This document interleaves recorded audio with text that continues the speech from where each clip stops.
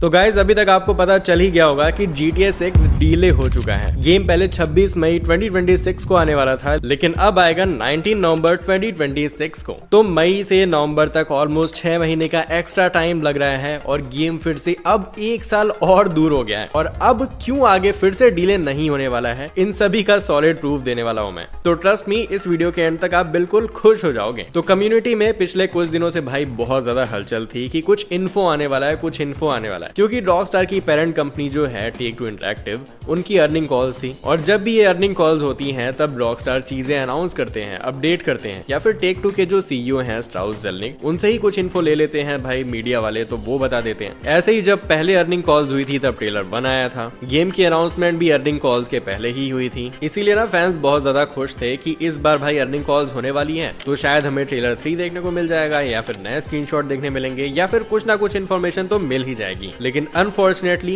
क्या हुआ वो सबको पता है, गेम भाई डीले हो गया। तो अब 3 चीजें समझते हैं। पहला कि रॉकस्टार ने डीले का क्या रीजन दिया है, दूसरा एम्प्लॉइज क्यों प्रोटेस्ट कर रहे हैं, थर्ड एक एम्प्लॉय ने कुछ बहुत ही नेगेटिव बताया है जिससे कम्युनिटी में फैंस काफी डरे हुए हैं, और इसके बाद मैं आपको बताऊंगा कि आखिर ये तीनों चीजें क्यों मैटर नहीं करती हैं। सबसे पहले रॉकस्टार ने ऑब्वियसली रीजन दिया है कि गेम को पॉलिश करने के लिए थोड़ा टाइम उन्हें और चाहिए। ये ऑफिशियल ट्वीट में भी लिखा हुआ था, और यही रीजन उन्होंने दिया है कि उन्हें 6 महीने का एक्स्ट्रा टाइम चाहिए गेम को डिलीवर करने के लिए। टेक टू इंटरैक्टिव ने भी भाई डबल डाउन करते हुए कहा है कि रॉकस्टार को जितना टाइम चाहिए हम देंगे। लेकिन भाई यहीं पे कुछ फेक रूमर्स भी फैल रहे हैं, जैसे कि GTA 6 डेवलपमेंट हेल में चल रहा है और गेम का एंडिंग चेंज किया जा रहा है, इसलिए डिले हो रहा है, जो कि कंप्लीटली फेक न्यूज है। आपको इस पर भरोसा नहीं करना चाहिए। तो ये चीज मैंने क्लियर कर दी। दूसरी चीज पे आते हैं। अब सेम टाइम पे भाई एक और चीज काफी पॉपुलर चल रही है कि रॉकस्टार नॉर्थ और कनाडा के स्टूडियो से 40 एम्प्लॉइज को रॉकस्टार गेम्स ने भाई फायर कर दिया। इसमें से कुछ को बिल्कुल भी वार्निंग नहीं मिली थी कि उन्हें जॉब से निकाला जा रहा है। बस एक क्विक कॉल आया कि क्या आपके पास थोड़ा सा टाइम है बात करने के लिए, और उसके बाद उन्हें बोल दिया गया कि आपको कंपनी से निकाल दिया गया। और ये बहुत ज्यादा दुखद चीज है भाई, क्योंकि कुछ लोगों ने सर्जरी कराया था तो वो हील हो रहे थे, कुछ मैटरनिटी लीव पर भी थे। तो ऑब्वियसली काफी खराब बात है ये। इसीलिए जिन एम्प्लॉइज को फायर किया गया था, प्लस बाहर के कुछ एक्टिविस्ट्स ने मिलकर स्टूडियो के बाहर प्रोटेस्ट करना चालू कर दिया है कि भाई इन एम्प्लॉइज को बहुत अनफेयर तरीके से कंपनी से फायर किया गया है, तो इन्हें वापस लो या फिर कंपनसेशन दो। और अब कम्युनिटी में लोगों को भाई बहुत ज्यादा डर तो रहता ही है, इसीलिए लोग सोच रहे थे कि क्या यही रीजन है कि गेम डिले हो गया है। लेकिन इनसाइडर्स ऐसा बोल रहे हैं कि ये क्लियरली रीजन नहीं है डिले के पीछे, क्योंकि डिले का जो डिसीजन है वो पहले ही ले लिया गया था और एम्प्लॉइज अभी निकाले जा रहे हैं। तो ये दोनों चीजें कंप्लीटली अनरिलेटेड हैं। रॉकस्टार ने खुद बहुत सारे मीडिया चैनल्स को बोला है कि ये एम्प्लॉइज सेंसिटिव इन्फो लीक कर रहे थे, इसलिए इन्हें निकाला गया। थर्ड इंपॉर्टेंट चीज ये है कि इसी बीच इन एम्प्लॉइज में से एक एनोनिमसली GTA फोरम्स पे जाता है और पोस्ट करके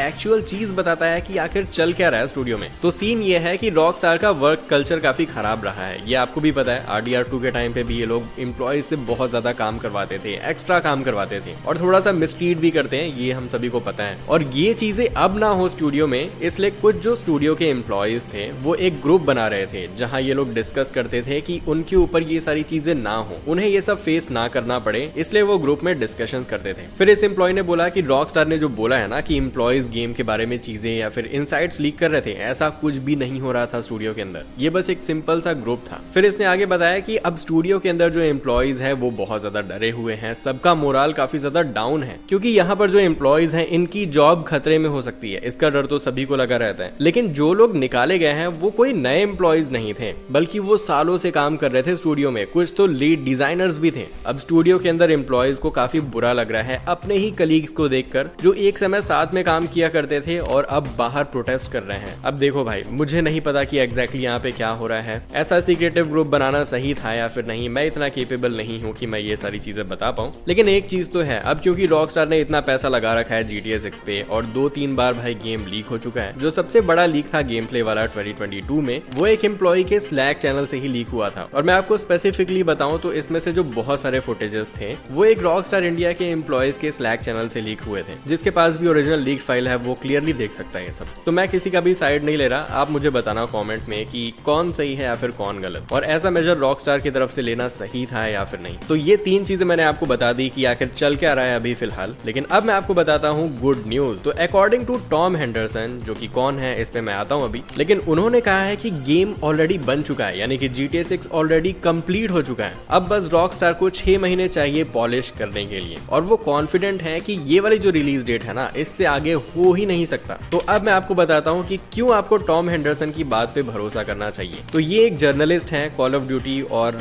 GTA के काफी इनसाइट्स हैं इनके पास, और इन्होंने ही पहली बार GTA 6 को 2021 में देखा था और बताया था कि 2 प्रोटैगनिस्ट होने वाले हैं, एक मेल और एक फीमेल। डायग्राम भी बनाकर दिखाया था लोगों को, और तब से लेकर आज तक भाई मैं 4-5 साल से तो इन्हें फॉलो कर ही रहा हूँ। आज तक इनकी कोई भी बात फेक प्रूफ नहीं हुई है, ऑलमोस्ट सारी चीजें सही ही साबित हुई। इनफैक्ट अभी मैंने 1-2 महीने पहले देखा था, ये बोल रहे थे कि रॉकस्टार के एम्प्लॉयज से उन्हें खबर मिली है कि एक और डीले हो सकता है, और अब देखो डीले हो भी गया। तो कुल मिला के भाई 4 साल से मैं टॉम हेंडरसन को देख रहा हूँ, फॉलो कर रहा हूँ, आज तक इनकी बातें हमेशा सही हुई हैं। एक टॉम हेंडरसन है और एक जेसन स्टीयर। तो ये लोग अगर कुछ बोलते हैं तो आपको ये मान ही लेना चाहिए कि 95% चांसेस हैं कि ये होने ही वाला है। तो ये आपको गुड न्यूज मिल गई कि भाई नवंबर से आगे डीले नहीं होने वाला है। बाकी अगर गेम डीले हुआ है तो रॉकस्टार ने भाई चुप्पी साध रखी है।